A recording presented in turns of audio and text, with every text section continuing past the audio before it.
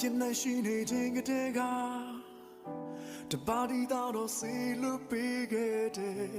ရှိသမျှအကုန်လုံးကိုတော့ပေးခဲ့တယ်တလောကလုံးမှာတော့တယောက်တည်းဒူးဆက်ပြင်းတော့တဲချာရောက်ခဲ့လေသူရွေးနှုတ်ပါပဲသူအဲ့တလုံးချစ်ခဲ့တယ်အဖရဲ့ချစ်ချင်းမြတ်တာလုံးကြီးမှာဒူနိုင်လို့မရနိုင်ပါ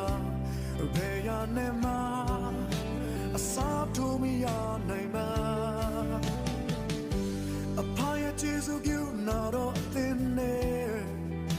အကောင်းကြီးများစွာရဲ့နဲ့